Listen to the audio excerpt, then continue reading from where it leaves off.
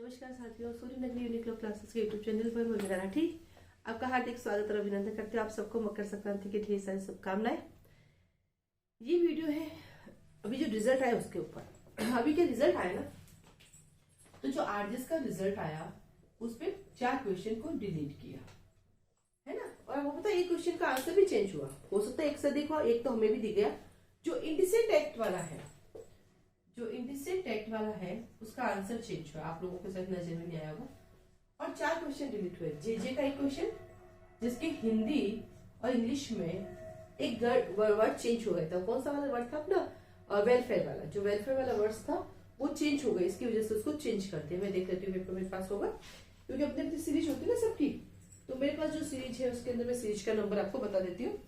तो वेलफेयर वाला हो गया डिलीट। उसके बाद जो अपने पास आता है सेकंड हिंदी में 3 क्वेश्चन डिलीट हुए हैं। तो आप देखो मेरे पास ए सीरीज है ना। तो ए सीरीज का क्वेश्चन नंबर 44 है। तो इस क्वेश्चन में क्या, कोई बच्चे पूछते हैं गड़बड़ क्या थी इसमें। देखिए जो इंग्लिश है ना, under the juvenile justice act who may not be designated as a child welfare officer, और हिंदी में लिख गया है बाल कल्याण पुलिस अधिकारी। इंग्लिश में क्या पुलिस वर्ड यूज नहीं किया।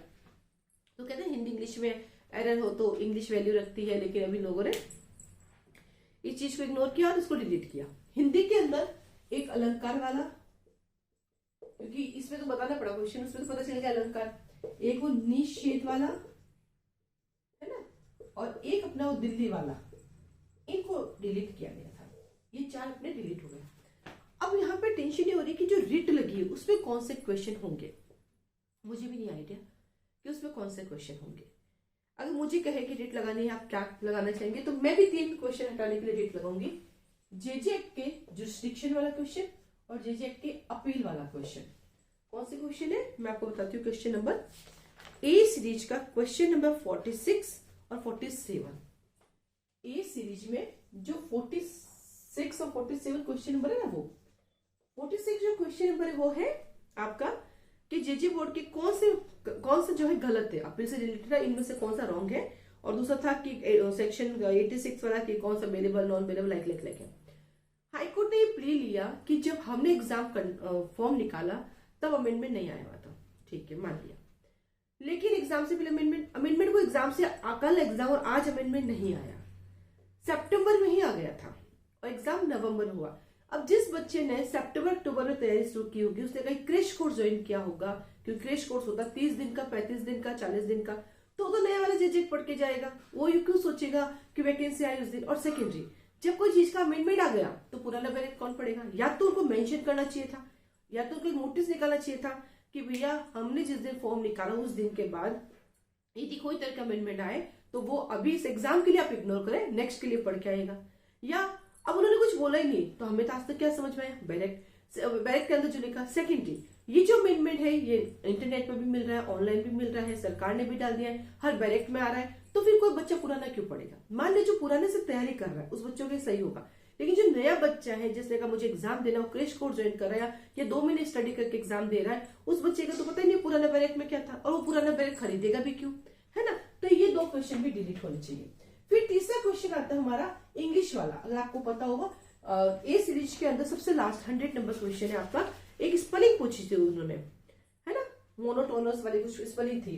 अब ये हमारे सिलेबस, क्योंकि राजस्थान का सिलेबस डिफाइन है, उस डिफाइन सिलेबस में से कहीं भी नहीं लिखा है कि स्पेलिंग ठीक वाला आएगा। टेंस लिखा है, मॉडल लिखे हुए हैं, है ना, आपके डायरेक्ट लिखे, इनडायरेक्ट लिखे हुए हैं, डिटर्मिनर लिखे, सब कुछ लिखा हुआ है, पर ऐसा तो कहीं नहीं स्पेलिंग ठीक करने वाले भी आएगा। हम लोग तो पढ़ते ही नहीं कभी। तो ये 3 क्वेश्चन डिलीट होने चाहिए, 46, 47 और क्वेश्चन नंबर 100, ये तीनों डिलीट होने चाहिए। अब सवाल ये आता है कि हमारा 100 मार्क्स का पेपर था, पहले से 4 डिलीट हो गए, 96 पा गए। अब अगर ये 3, क्योंकि ये ऑथेंटिक डिलीट होने लायक है तीनों, क्यों डिलीट होने, कि ये पुराना बैरेक्ट हम नहीं पढ़ेंगे ना, तो नहीं पढ़ेंगे, तो ये तो प्ली गलत है कि जब हमने फॉर्म निकाला था, है ना, तो 2 नंबर तो वो आ जाते हैं हमारे, और 3 नंबर फिर गए, तो हमारा कट ऑफ जाता है 96, फिर एक गया 95, फिर एक गया 94, फिर तो 93 से हमारे मार्क्स आने चाहिए। ये हमारा मानना है, हम रिपीट लगाए नहीं, हमें नहीं पता, ये हमारा मानना है। तो ये होना चाहिए था, जो नहीं हुआ। अब आई 3 क्वेश्चन की डेट लगी है। अब आप बात करते 3 की, तो वो 3 जो 3 की डेट लगनी चाहिए थी, आप में से कोई लगा सकता था, क्योंकि जो है वो मैंने आपको बताया। अब आता है अपने पास जो रिट लगी है 3 क्वेश्चन की, उसका क्या इफेक्ट होगा। नंबर 1, या तो उसको खारिज कर देंगे, पहला इफेक्ट। नंबर 2, यदि वो एक्सेप्ट हो जाती है और उसका रिजल्ट आता है तो उसके क्या इफेक्ट होंगे। पहला, ऐसा देखा जा रहा है, लास्ट टाइम भी ऐसा हुआ कि जो एक बार इन हो गए उनको आउट नहीं करते हैं, जो एक बार इन हो गए उनको आउट नहीं करेंगे। अगर 3 क्वेश्चन जो भी रिट में लगेगी, वो 3 क्वेश्चन कौन से मुझे नहीं पता, जो मैंने भी 3 क्वेश्चन बताए वो मैंने मेरे वाले बताए, ये लगने चाहिए थे, इनको हटने चाहिए थे, है ना। तो उस हिसाब से वो 3 क्वेश्चन का ऊपर नीचे कुछ भी होता है, जिनका एक बार रिजल्ट आ गया वो इन ही रहेंगे, उनको नहीं निकालेंगे। फिर बाकी जो बचे उनमें से उन्होंने जिनका बनता उनको ले लेंगे, बाकी को हटा देंगे।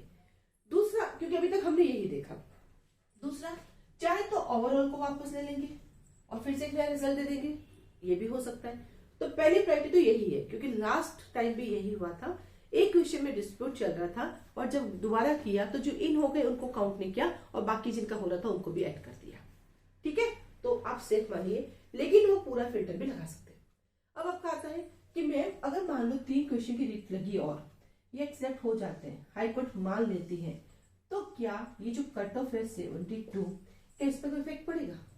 वो तो डेफिनेटली, क्योंकि जो 3 क्वेश्चन मैं कह रही हूँ उसमें मोस्ट ऑफ लोगों के सही है। अब जो 3 क्वेश्चन रिट में लगे वो हमें नहीं पता कौन से लगे, हम लोगों को भी पता नहीं है, तो शायद हमें जल्दी पता चल जाएगा कि कौन कौन से 3 क्वेश्चन पे रेज हुए थे, है ना।